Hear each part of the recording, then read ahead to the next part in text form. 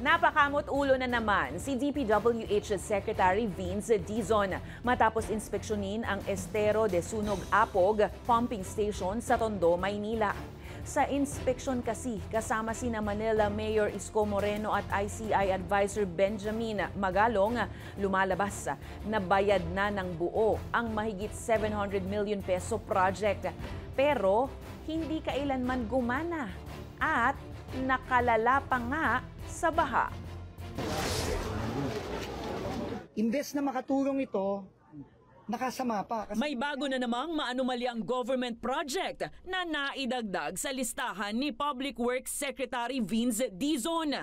Ito ang mahigit 700 million peso na pumping station sa Estero de Sunog Apog sa Tondo, Maynila.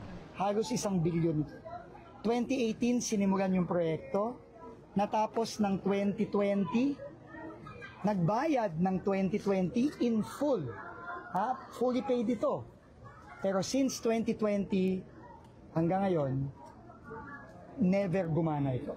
Ani Dizon, ni minsan hindi ito napakinabangan. At ayon naman kay Manila Mayor Isko Moreno, hindi legal ang proyekto. Never can-ordinate.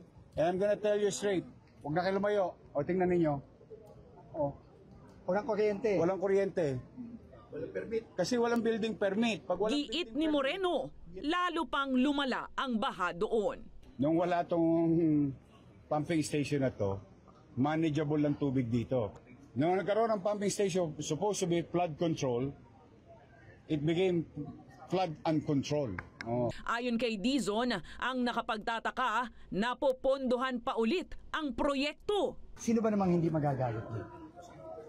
Halos 1 bilyon. Ngayon, nakita tayong karatula doon, meron na namang idadagdag na 94 milyon, 100 milyon na naman niya. Dagdag ng kalihim, kapareho din ang problema rito sa flood control projects sa Pampanga.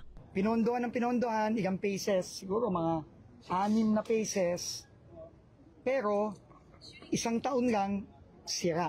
2018 yon, past administration. Ito 2017. Past administration. Sa ngayon, pinahinto muna ang lahat ng gawain para mapasuri sa third party kung kaya pa bang isalba ang Tondo Pumping Station. Ipapasa naman ang lahat ng nakalap na ebidensya sa Independent Commission on Infrastructure.